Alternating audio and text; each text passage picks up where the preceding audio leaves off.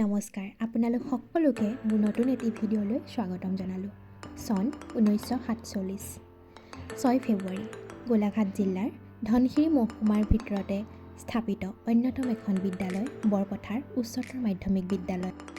আমাৰ বিদ্যালয়খনে প্ৰায় ৭৭ বছৰ অতিক্ৰম কৰি বৰ্তমান অৱস্থাত উপনীত হৈছেহি।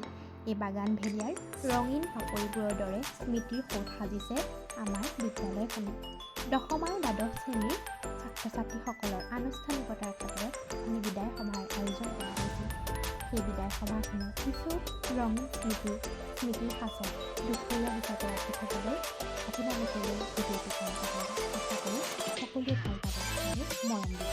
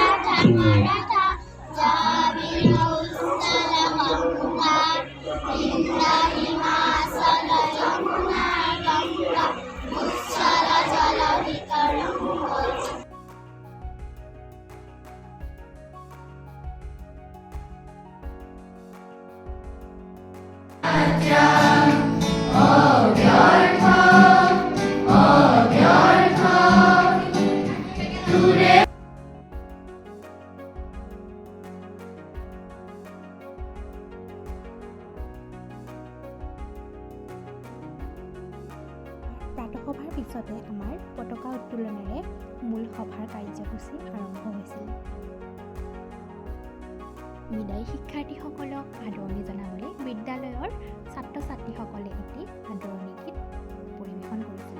তাৰ পৰৱৰ্তী সময়ত বিদায়ী প্ৰাৰ্থীসকলৰ পৰা একাষাৰ আৰু আমাৰ বিদ্যালয়ৰ প্ৰতিজন শিক্ষক-শিক্ষয়িত্ৰীয়ে মৰমৰ একাষাৰ তেওঁলোকলৈ আগবঢ়াইছিল, যাতে ভৱিষ্যত জীৱনটো তেওঁলোকৰ সুন্দৰ হৈ পৰে আৰু আগন্তুক পৰীক্ষাসমূহ সুকলমে পাৰ কৰি জীৱনৰ বাটত আৰু এখোজ উদ্দীপনাৰে আগুৱাই যাব পাৰে। প্ৰান্তত তেওঁলোকৰ কাৰণে অনা মিঠাই, পায়স এই সকলোখিনি খাই উঠি আমি সকলোৱে স্মৃতিবোৰ সজীৱ কৰি ৰাখিবৰ কাৰণে ফটো উঠিলোঁ।